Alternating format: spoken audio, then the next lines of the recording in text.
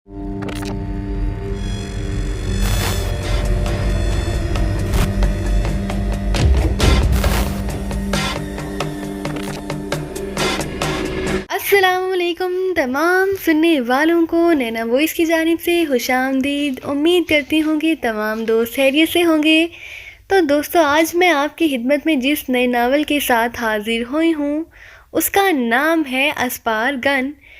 तो उसकी तरफ आने से पहले मेरी तमाम दोस्तों से गुजारिश है कि हमारे चैनल नैना वॉइस को कर दीजिए सब्सक्राइब, ताकि हमारे आने वाली हर वीडियो का नोटिफिकेशन आपको मिलता रहे। तो चलिए अस्पार गन की शुरुआत करते हैं। उसकी बातों से टाइगर को ऐसा लगना शुरू हो गया था जैसे वो उससे मिलने नहीं बल्कि उससे पाकिस्तान सीक्रेट सर्विस के बारे में मालूमात लेने के लिए आई हो। टाइगर ने कई बार उससे पूछा कि आखिर वो एक्रीमिया जाकर वापस क्यों आई है, लेकिन उसने टाइगर की किसी बात का तसल्ली बख्श जवाब ना दिया। फिर वो चली गई। दूसरे दिन सुबह सुबह उसने टाइगर को कॉल करके बताया कि उसके फ्लैट में कोई आया था, उसने उसे गोली मार दी है और वो शदीद जख्मी हालत में फ्लैट में पड़ी हुई है। उसे टाइगर की मदद की ज़रूरत है।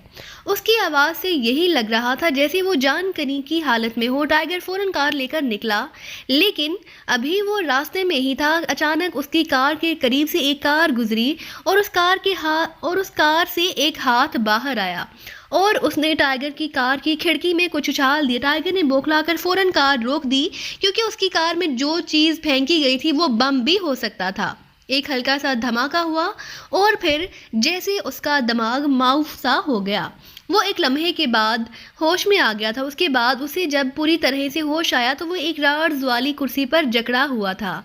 उसके सामने कुर्सी पर एक बूढ़ी औरत मौजूद थी। उसके बाद उसे सिर्फ इतना याद था कि उस बूढ़ी औरत का चेहरा उसकी नज़रों के सामने जैसे फिक्स सा होकर रह गया था। मज़ीद उसे कुछ याद ना था कि उसके बाद क्या हुआ। उसके बाद जब उसके जहन ने काम शुरू किया तो वो अस्पताल में मौजूद था और डॉक्टर सिद्दीकी उसके सामने खड़े थे। और फिर डॉक्टर सिद्दीकी ने उसे बताया कि किस तरह उसे एक वीरान जगह पर बेहोश पड़े पाया गया और किस तरह वो अस्पताल पहुंचा और आज 2 रोज़ बाद उसे होश आया है।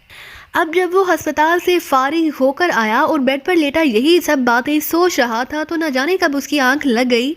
अब आंख खुली तो वो खुद को अपने बेडरूम की बजाय उस जगह पा रहा था। उसे क्या हुआ था और उसे यहाँ कैसे लाया गया था, उसके शऊर में कोई भी बात उजागर ना हो रही थी।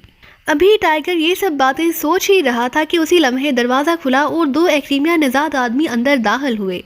उनके पीछे वो आदमी था जो टाइगर को होश में आते देखकर कमरे से बाहर चला गया था। ये दोनों टाइगर की कुर्सी के सामने कुछ फासले पर पड़ी हुई कुर्सियों पर बैठ गए।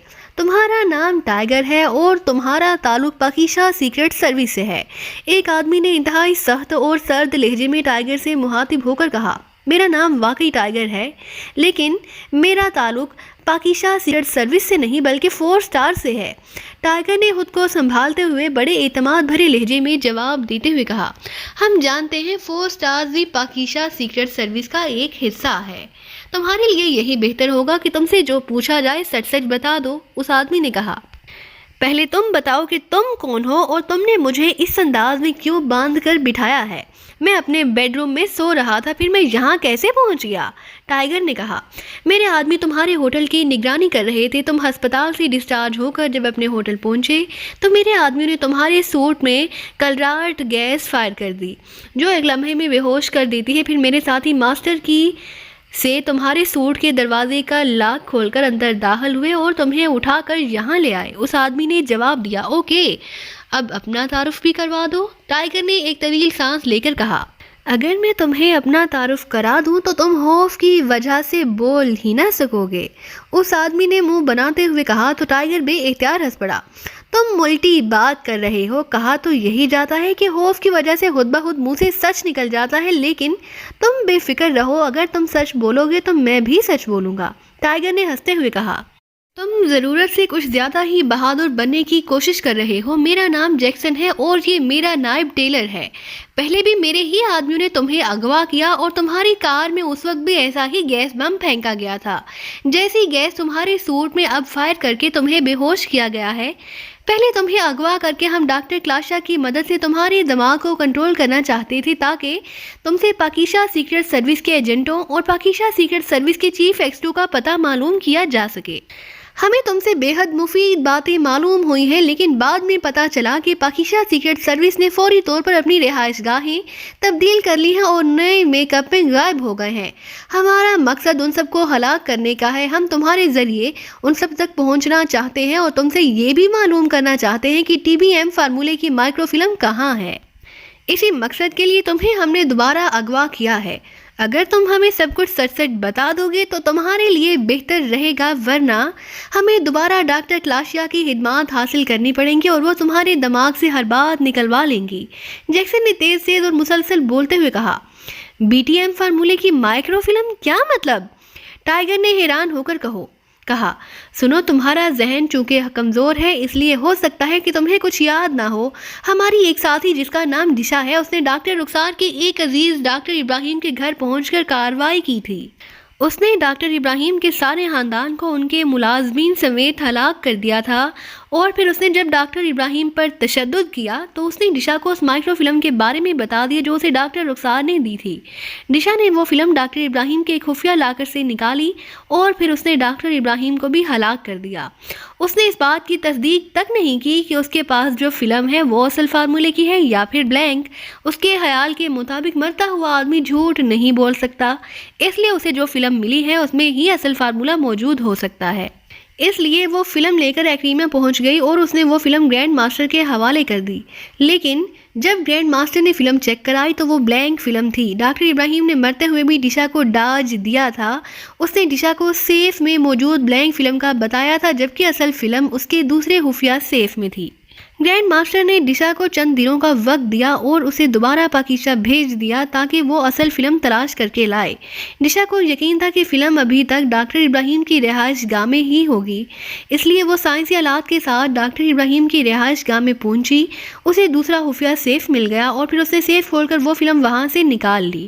اس بار اس نے پوری تسلی کی تھی کہ اسے اصل فلم ہی ملی ہے۔ اس نے وہ فلم لا کر مجھے دے دی تاکہ میں اسے حفاظت سے ایکریما پہنچا سکوں۔ میں نے اسے اپنے چیف کو اس فلم کے بارے میں تفصیل بتائی تو چیف نے مجھے فلم کارٹان کلب کے جنرل مینیجر کے حوالے کرنے کا حکم دیا۔ چنانچہ میں نے چیف کے کہنے پر وہ مائکرو فلم کارٹان کلب کے جنرل مینیجر کے حوالے کر دی، لیکن پھر ہمیں معلوم ہوا کہ کارٹان کلب کے جنرل مینیجر کو ہلاک کر کے مائکرو فلم واپس حاصل کر لی گئی ہے۔ فلم حاصل کرنے کے لیے وہاں ایک ایکریمین آیا تھا جس نے اپنا تعلق ایکریمین سفارت خانے کے فرسٹ سیکرٹری سے بتایا تھا، لیکن ہماری معلومات کے مطابق اس آدمی کا تعلق ایکریمین سفارت خانے سے نہیں ہے۔ وہ یقیناً پاکیزہ سیکرٹ سروس کا ہی کوئی آدمی ہوگا جو ایکریمی میک اپ میں کارٹان کلب گیا تھا اور اس نے جنرل مینیجر ڈوفرے پر تشدد کر کے اس سے فلم حاصل کر لی تھی۔ اگر وہ آدمی پاکیزہ سیکرٹ سروس سے تعلق رکھتا ہے تو پھر یقینی بات ہے کہ وہ مائکرو فلم اب تک سیکرٹ سروس کے چیف X2 تک پہنچ چکی ہوگی، اور تمہارے ذہن سے ہم نے اس پر اسرار چیف X2 کا پتہ بھی معلوم کر لیا ہے۔ وہ دانش منزل میں ہے، ہمیں کچھ مشینری کی آمد کا انتظار ہے۔ جیسے ہی وہ مشینری ہمارے پاس پہنچے گی تو ہم اس عمارت پر ریڈ کر کے نہ صرف مائکرو فلم حاصل کر لیں گے بلکہ تو ہم اس عمارت کو مکمل طور پر تباہ کر دیں گے۔ جیکسن نے کہا، تمہارا تعلق کس تنظیم سے ہے؟ ٹائیگر نے پوچھا۔ اب چونکہ تم نے زندہ یہاں سے واپس نہیں جانا اس لیے تمہیں بتا دینے میں کوئی حرج نہیں کہ ہمارا تعلق ایک بین الاقوامی تنظیم اسپارگن سے ہے، اور میں اسپارگن کی ٹاپ فورس کا چیف ہوں، جیکسن نے جواب دیتے ہوئے کہا۔ تو ٹائیگر نے جیکسن کی یہ بات سنتے ہی اپنی انگلیوں کی حرکت تیز کر دی۔ وہ مسلسل انگلیوں کی مدد سے رسی کی گانٹھ تلاش کرنے میں مصروف تھا، لیکن ابھی تک اسے کامیابی نہ ہوئی تھی۔ تو پھر یہ بھی بتا دو کہ اس فارمولے کی ایسی کیا خصوصیت ہے کہ تم اس کے حصول کے لیے اتنی محنت کر رہے ہو؟ ٹائیگر نے بات کو طول دے کر مزید وقت حاصل کرنے کے لیے کہا، اسپارگن یہودیوں کی خفیہ بین الاقوامی تنظیم ہے، اور اس تنظیم کے تحت ایک خفیہ لیبارٹری میں اس فارمولے کے ذریعے ایک طاقتور میزائل بنایا جائے گا جس کی مدد سے یہودی پوری دنیا پر آسانی سے قبضہ کر لیں گے، اور اس میزائل کا پہلا استعمال پاکیزہ کے خلاف ہی ہوگا کیونکہ پاکیزہ یہودیوں کا دشمن نمبر 1 ہے۔ اس جیسا طاقتور میزائل پوری دنیا میں موجود نہیں ہے۔ یہ جو میزائل بنائے گا اس کی جنگی طاقت پوری دنیا کی جنگی طاقت سے سینکڑوں گنا بڑھ جائے گی۔ اس لیے ہم ہر صورت میں وہ فارمولہ حاصل کر کے میزائل تیار کرنا چاہتے ہیں تاکہ اسرائیل پوری دنیا پر حکمرانی کر سکے، اور یہ حکمرانی اسپارگن تنظیم کے تحت پوری دنیا پر قائم ہوگی۔ جیکسن نے تفصیل بتاتے ہوئے کہا، تو یہ ہے تمہارا اصل منصوبہ؟ ٹائیگر نے ایک طویل سانس لیتے ہوئے کہا، ہاں، اسپارگن کا یہ منصوبہ ہر صورت میں پورا ہوگا۔ جیکسن نے فاخرانہ لہجے میں کہا، بوس آپ کیوں اسے پوری تفصیل بتا رہے ہیں؟ ایسا نہ ہو کہ یہ زندہ بچ جائے اور یہ ہمارے لیے مسائل پیدا ہو جائیں۔ ساتھ بیٹھے ٹیلر نے پہلی بار بولتے ہوئے کہا، احمق مت بنو ٹیلر، اب یہ کیسے یہاں سے بچ کر جا سکتا ہے؟ اور مجھے معلوم ہے کہ تربیت یافتہ ایجنٹوں سے اگر سچی باتیں کی جائیں تو وہ بھی جواب میں سچ بول دیتے ہیں۔ جیکسن نے جواب دیتے ہوئے کہا، تو کیا اسپارگن کی کوئی الگ سی لیبارٹری موجود ہے؟ ٹائیگر نے پوچھا۔ ہاں، بہت لیبارٹری، ایسی لیبارٹری جو ایکٹیمیا کی ٹاپ لیبارٹریوں میں سے ایک ہے، البتہ مجھے اس کا نام معلوم نہیں۔ جیکسن نے اسی انداز میں کہا، جس لیبارٹری کا تم ذکر کر رہے ہو وہ کہاں ہے؟ ٹائیگر نے پوچھا، ہمیں نہیں معلوم، گرینڈ ماسٹر کو معلوم ہوگا، اور اب بہت باتیں ہو چکی ہیں، اب تم بتاؤ کہ کیا واقعی ایگریمنٹ کے روپ میں پاکستان سیکرٹ سروس کے کسی ممبر نے ڈوفرے سے مائکرو فلم حاصل کی ہے؟ اگر ایسا ہے تو وہ کون ہے اور وہ فلم کہاں ہے؟ میں نے تمہیں سچ بتایا ہے، اس لیے اب تم بھی مجھے سچ بتاؤ۔ جیکسن نے سخت لہجے میں کہا، میں سب کچھ سچ سچ بتا دوں گا، لیکن ابھی میرے چند سوال باقی ہیں، ان کا جواب دے دو، پھر جو چاہے پوچھتے رہنا، کم از کم مرنے سے پہلے میں ذہنی طور پر مطمئن تو ہو جاؤں گا۔ ٹائیگر نے کہا، اس کے ہاتھوں کی انگلیاں مسلسل سانپوں کے پھنوں کی طرح رسی حرکت کر رہی تھی، لیکن اسے اپنے مقصد میں کامیابی نہ ہو رہی تھی، اس لیے اب اس نے بازوؤں کو آہستہ آہستہ اوپر نیچے حرکت دینا شروع کر دی تاکہ کسی طرح گانٹھ تک اس کی انگلیاں پہنچ سکیں۔ اسے معلوم تھا کہ اس کمرے میں مخالفوں کی تعداد 4 ہے اور باہر نہ جانے کتنے اور افراد موجود ہوں گے، اور یہ سب انتہائی تربیت یافتہ ایجنٹ تھے اور ان کے پاس یقیناً اسلحہ بھی موجود تھا، جبکہ اسے یقین تھا کہ تلاشی کے دوران اس کی جیبوں سے مشین پسٹل اور گیس پسٹل دونوں نکال لیے گئے ہوں گے، لیکن ان سب باتوں کے باوجود وہ انتہائی مطمئن انداز میں بیٹھا ہوا تھا، کیونکہ ان کی ٹریننگ ہی اس انداز میں کی گئی تھی کہ وہ نازک سے نازک حالات میں بھی پریشان نہ ہوتے تھے۔ ان کا یقین کامل تھا کہ موت اور زندگی اللہ تعالیٰ کے ہاتھ میں ہے۔ وہ اس بات پر مکمل یقین رکھتے تھے کہ بظاہر سامنے کھڑی موت نظر آنے کے باوجود ضروری نہیں کہ وہ موت کا شکار ہوں۔ اس کے ساتھ ساتھ زندگی کے آخری لمحات تک جدوجہد کرنا ان کی فطرت کا حصہ بن چکی تھی، اس لیے ٹائیگر بھی انتہائی اطمینان بھرے انداز میں بیٹھا ہوا تھا۔ جو سوالات ہیں ایک ہی بار کر لو، جیکسن نے گہری سانس لیتے ہوئے کہا۔ اس کے چہرے پر ابھرنے والے تاثرات بتا رہے تھے کہ اسے ٹائیگر کے اس طرح اطمینان بھرے انداز میں بات کرنے پر دل ہی دل میں بے حد حیرت ہو رہی ہے۔ کیا ڈاکٹر رخسار بھی تمہارا اعلی کار ہے؟ اور کیا اسے جان بوجھ کر پلاننگ کے تحت مجھ تک پہنچایا گیا تھا؟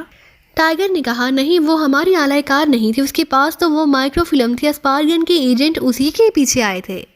بہرحال تمہاری اطلاع کے لیے بتائے دیتا ہوں کہ ایکریمیا سے دوسری بار جو ڈاکٹر رخسار تم سے ملنے آئی تھی وہ ڈاکٹر رخسار نہیں بلکہ ہماری ہی ایک لیڈی ایجنٹ ایلیا تھی، جس نے ڈاکٹر رخسار کا میک اپ کیا ہوا تھا۔ اس کے ذریعے ہم تمہیں اس رانا ہاؤس کی عمارت سے باہر لانا چاہتے تھے تاکہ تمہیں اغوا کر کے تمہارے دماغ کو ڈاکٹر کلاشا کی مدد سے کنٹرول کیا جا سکے۔ ڈاکٹر رخسار کو فرانس پہنچتے ہی اس کے فلیٹ سے اغوا کر لیا گیا تھا اور اسے ہلاک کر کے اس کی لاش کے ٹکڑے گٹر میں بھی پھینک دیے گئے تھے۔ جیکسن نے مسکراتے ہوئے کہا تو ٹائیگر بے احتیاط اچھل پڑا۔ اس کے چہرے پر حیرت کے ساتھ ساتھ کرب کے تاثرات بھی ابھر آئے تھے۔ اب وہ ایلیا کہاں ہے جو مجھ سے ڈاکٹر رخسار بن کر ملی تھی؟ ٹائیگر نے کہا، وہ واپس جا چکی ہے۔ جیکسن نے جواب دیتے ہوئے کہا، اور ڈشا جس نے ڈاکٹر ابراہیم کی فیملی کو ہلاک کیا تھا؟ ٹائیگر نے پوچھا۔ مائکرو فلم دے کر وہ مجھے واپس چلی گئی ہے تاکہ اگر وہ کسی مرحلے پر پکڑی جاتی تو فلم اس سے نہ ملتی، جیکسن نے جواب دیتے ہوئے کہا۔ تو کیا ڈاکٹر کلاشا نے واقعی میری دماغ کو ٹرانس میں لے کر سیکرٹ سروس کے ممبران اور دانش منزل کے ہونٹ کے بارے میں تفصیلات حاصل کر لی ہیں؟ ٹائیگر نے ہونٹ چباتے ہوئے کہا۔ ہاں کہو تو ایک ایک پتہ بتا دوں، جیکسن نے کہا، اور پھر اس نے سیکرٹ سروس کے ممبران کے نام اور پتے بتانا شروع کر دیے جہاں وہ پہلے رہائش پذیر تھے، اور اس نے دانش منزل کا پتہ بھی بتا دیا۔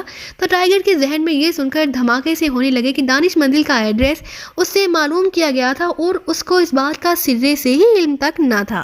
فیصلہ کر لیا کہ اب ہر صورت میں ان سب کا خاتمہ ضروری ہو گیا ہے اور عین اسی لمحے قدرت نے بھی اس کی مدد کی اور گانٹھ کی محسوس رسی اس کے ہاتھ میں آ گئی۔ رسی اس کے جسم کے گرد بھی باندھی ہوئی تھی اور اسے معلوم تھا کہ گانٹھ کھلنے سے پہلے صرف رسی ڈھیلی ہوگی، اسے کھولنے اور اس کی گرفت سے مکمل طور پر آزاد ہونے کے لیے کافی وقت چاہیے تھا، جو بظاہر اس کے پاس نہ تھا، لیکن بہرحال اس نے کوشش تو کرنی ہی تھی۔ اب اس کا نتیجہ جو بھی نکلتا اس کی ٹائیگر کو پرواہ نہ تھی۔ اب تم بتاؤ کہ کیا تم جانتے ہو کہ ڈوفرے سے فلم کس نے حاصل کی ہے؟ جیکسن نے اسے خاموش دیکھ کر پوچھا۔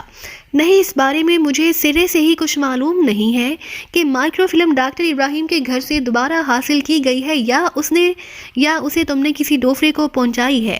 البتہ تمہاری باتوں سے مجھے شک ہو رہا ہے کہ وہ تم ہی تھے جنہوں نے بوس پر حملہ کرایا تھا اور انہیں ہلاک کرنے کی کوشش کی تھی۔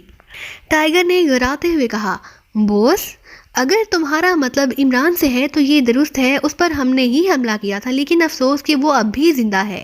لیکن کب تک ہم پھر سے اس پر حملہ کریں گے؟ اس سمیت پاکیزہ سیکرٹ سروس کے ایک ممبر کو ہلاک کر دیا جائے گا، یہاں تک کہ اس بار ہم تمہارے چیف ایکس2 کو بھی زندہ نہیں چھوڑیں گے۔ ہم ایک بار وہ فلم حاصل کر لیں، پھر ہم ایکس2 سمیت دانش مندل کو ہی طاقتور میزائلوں سے راکھ کا ڈھیر بنا دیں گے، جیکسن نے کہا۔ تو کیا تمہارے خیال میں پاکیزہ سیکرٹ سروس کے افراد عام سے مجرم ہیں جنہیں تم اس قدر آسانی سے ہلاک کر دو گے؟ ٹائیگر نے منہ بنا کر کہا۔ پہلے تم یہ بتاؤ کہ کیا واقعی تم پاکیزہ سیکرٹ سروس کے لیے کام نہیں کرتے؟ جیکسن نے پوچھا۔ کرتا ہوں، لیکن اس وقت جب چیف ہمیں حکم دیتا ہے، ورنہ میں 4 سٹارز کے لیے کام کرتا ہوں، یہ بھی سرکاری تنظیم ہے، لیکن اس کا دائرہ کار مقامی مجرموں تک ہی محدود ہے، ٹائیگر نے جواب دیتے ہوئے کہا۔ اس کے ہاتھ آزاد ہو چکے تھے اور اب وہ باتیں کرتے ہوئے بازوؤں کو غیر محسوس طور پر اس انداز میں حرکت دے رہا تھا کہ رسیاں ڈھیلی پڑتی جا رہی تھی، لیکن ظاہر ہے وہ زیادہ کھل کر یہ کام نہیں کر سکتا تھا۔ تو بتاؤ، پاکیزہ سیکرٹ سروس کے ممبران کی نئی رہائش گاہیں کہاں ہیں اور وہ کن حلیوں میں ہیں؟ جیکسن نے کہا۔ میں نہیں جانتا، میں ہسپتال میں تھا اور اس دوران ہی انہوں نے اپنے حلیے اور رہائش گاہیں تبدیل کی ہیں، ٹائیگر نے کہا۔ اگر ایسا ہے تو پھر تم ہمارے کسی کام کے نہیں۔ ویسے بھی اب ہم تمہیں زندہ نہیں چھوڑ سکتے کیونکہ تم اسپارگن اس کے اصل منصوبے کے بارے میں سب کچھ جان چکے ہو، اس لیے اب تمہیں مرنا ہوگا۔ جیکسن نے جیب سے مشین پسٹل نکالتے ہوئے کہا۔ کیا تم مجھے گولی مارنے سے پہلے ایک اور کام کر سکتے ہو؟ ٹائیگر نے کہا۔ کون سا کام؟ جیکسن نے پوچھا۔ مجھے پانی پلا دو، ٹائیگر نے بڑے اطمینان بھرے لہجے میں کہا۔ تمہیں اس سے کیا فرق پڑے گا؟ تم نے تو بہرحال مر ہی جانا ہے، جیکسن نے منہ بناتے ہوئے کہا۔ ہم مسلمان ہیں، ہم تو بکری کو ذبح کرنے سے پہلے اسے بھی پانی پلاتے ہیں، اور تمہیں اس میں کیا رسک نظر آ رہا ہے؟ ٹائیگر نے مسکراتے ہوئے کہا۔ اوکے، جیکسن نے کہا اور پھر اس نے گردن گھما کر عقب میں کھڑے افراد میں سے ایک کو اشارے سے قریب بلایا۔ یس بوس، حکم۔ اس آدمی نے تیزی سے قریب آتے ہوئے کہا۔ ساتھ والے کمرے کی الماری سے پانی کی بوتل لے آؤ اور اسے پانی پلا دو، جیکسن نے کہا۔ یس بوس، اس آدمی نے کہا اور تیزی سے مڑ کر کمرے سے باہر چلا گیا۔ شکریہ مسٹر جیکسن نے کہا۔ بات بھی بتا دو کہ تمہارے ساتھ کتنے آدمی یہاں موجود ہیں؟ ٹائیگر نے کہا۔ میرے علاوہ 5 آدمی، جیکسن نے جواب دیا۔ تھوڑی دیر بعد وہ آدمی کمرے میں داخل ہوا جسے جیکسن نے پانی لینے کے لیے بھیجا تھا۔ اس کے ہاتھ میں پانی کی بوتل تھی جبکہ مشین گن اس نے کاندھے سے لٹکی ہوئی تھی۔ وہ تیزی سے قدم اٹھاتا ہوا ٹائیگر کے پاس پہنچا اور اس نے بوتل کا ڈھکن اٹھایا اور بوتل ٹائیگر کے منہ سے لگا دی، لیکن ٹائیگر نے منہ کو اس انداز میں جھٹکا دیا کہ بوتل کا رخ خود بخود نیچے ہو گیا اور اس آدمی کی توجہ ایک لمحے کے لیے ٹائیگر سے ہٹی تو ٹائیگر یکلخت اچھل پڑا اور دوسرے لمحے وہ آدمی ناک پر ٹائیگر کے سر کی زوردار ٹکر کھا کر ایک قدم پیچھے ہٹا، چونکہ نیچے دیکھنے کی وجہ سے اس کا سر کا رخ نیچے کی طرف ہو گیا تھا، اس لیے ٹائیگر کے سر کی زوردار ٹکر اس کی ناک پر پڑی۔ کیا ہوا؟ جیکسن نے یکلخت چونک کر کہا۔ اس کے ساتھ ہی وہ اٹھ کر کھڑا ہو گیا تھا کہ ٹائیگر نے بجلی کی سی تیزی سے دونوں بازو رسیوں سے نکالے اور پھر اس سے پہلے کہ وہ آدمی سنبھلتا، ٹائیگر نے کرسی سمیت اٹھتے ہوئے اسے بجلی کی سی تیزی سے پکڑا اور دوسرے لمحے وہ اڑتا ہوا اپنے عقب میں موجود جیکسن اور ٹیلر سے جا ٹکرایا اور پھر وہ تینوں ہی الٹ کر نیچے گرے تو دروازے کے قریب کھڑا آدمی دوڑتا ہوا جیکسن کی طرف بڑھا۔ وہ شاید ان کی مدد کرنا چاہتا تھا اور ٹائیگر نے یہ سارا کھیل صرف وقت لینے کی خاطر کھیلا تھا۔ اس کے بازو بجلی کی سی تیزی سے حرکت کر رہے تھے اور چند لمحوں بعد ہی وہ رسیوں اور کرسی سے آزادی حاصل کر چکا تھا۔ اس کے ساتھ ہی اس نے یکلخت دائیں طرف چھلانگ لگا دی اور صرف ایک لمحے کے فرق سے جیکسن کی مشین پسٹل کی گولیاں عین اس جگہ پڑی جہاں ایک لمحہ پہلے ٹائیگر موجود تھا۔ टाइगर के छलांग लगाते ही जैक्सन, जो अब उठकर खड़ा हो चुका था, उसने अपनी मशीन पिस्टल का रुख बदला, लेकिन टाइगर तो बिजली बना हुआ था।